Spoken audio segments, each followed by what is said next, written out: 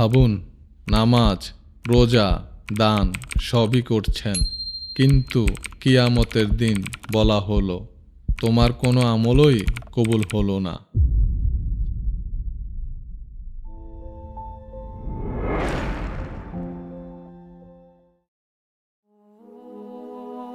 আসসালামু আলাইকুম ওয়া রাহমাতুল্লাহ। প্রিয় ভাই ও বোনেরা, আমাদের সবচেয়ে বড় বিপদ কি জানেন?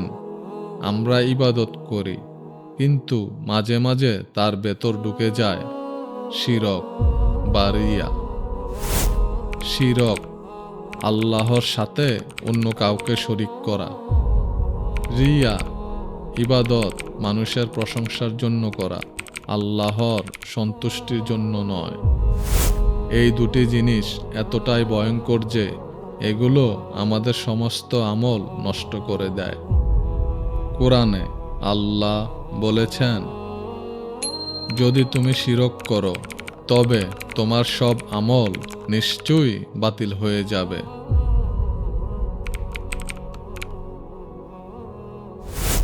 রাসূলুল্লাহ সাল্লাল্লাহু আলাইহি ওয়াসাল্লাম বলেছেন, আমি তোমাদের জন্য সবচেয়ে বেশি যে জিনিসটিকে ভয় করি তা হলো ছোট শিরক।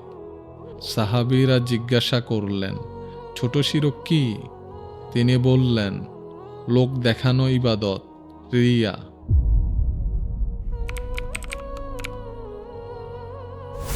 তাহলে সমাধান কি? সব ইবাদতে নিয়ত ঠিক রাখতে হবে, শুধু আল্লাহর জন্য।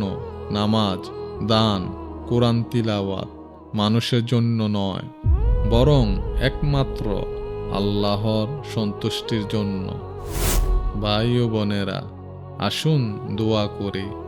হে আল্লাহ, আমাদের আমলকে খাঁটি করে দাও, আমাদেরকে শিরক ও রিয়া থেকে বাঁচিয়ে রাখো। আমিন। এই ভিডিওটি শেয়ার করুন, হয়তো আপনার একটি শেয়ারের মাধ্যমে কেউ রিয়া থেকে বেঁচে যাবে আর তার আমল আল্লাহর কাছে কবুল হবে।